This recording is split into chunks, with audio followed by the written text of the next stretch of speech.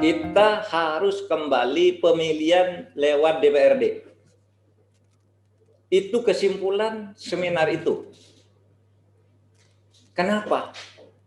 Karena di situ, ya, di dalam pemilu itu katanya merusak rakyat pilkada langsung itu.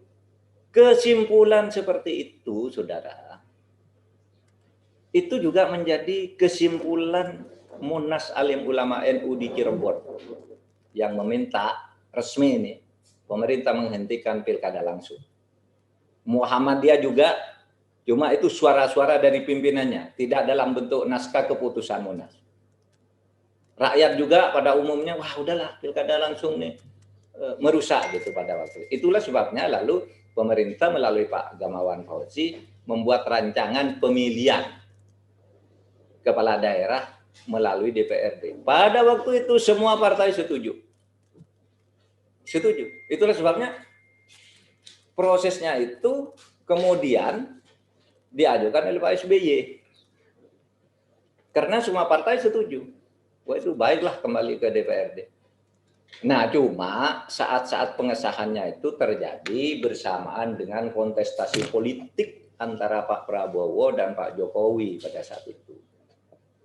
Pak Prabowo itu menang di koalisi parlemen, mendapat dukungan partai banyak sekali. Pak Jokowi itu menang di rakyat, di pemilihan presiden.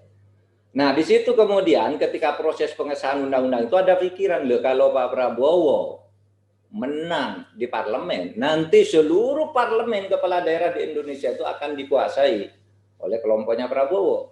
Karena dia kuasai parlemen, lebih dari 60% berkoalisi ke Prabowo pada waktu itu. Sehingga pada waktu itu nanti pemerintah enggak stabil gitu. Pada waktu itu analisisnya. Oleh sebab itu ketika proses itu sedang berlangsung terjadilah pergeseran-pergeseran pendapat itu. Kalau gitu jangan pemilihan langsung. Jangan pemilihan DPRD. Nanti DPRD dan eksekutif, legislatif dan eksekutif seluruhnya itu goncang. Karena yang satu dikuasai koalisinya Prabowo, satu dikuasai koalisinya Pak Jokowi yang di eksekutif. Itu goncang.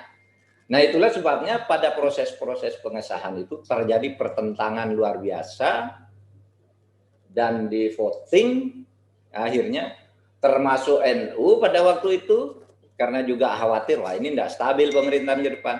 NU yang tadinya punya pendapat seperti itu juga kemudian setuju adalah jangan ke DPRD, tapi undang-undang kan sudah tinggal disahkan waktu itu.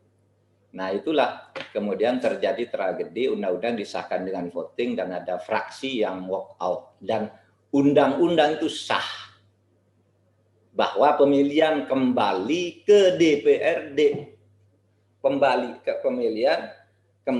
DPRD. Tetapi pada waktu itu serangan kemudian dari masyarakat sipil kepada pemerintah, kepada Pak SBY luar biasa. Pak SBY ini merusak demokrasi macam-macam. Sampai menurut berita yang Pak SBY saking tidak tahan melihat hantaman itu sampai konon menangis di atas pesawat dalam perjalanan ke Amerika. Tidak kuat.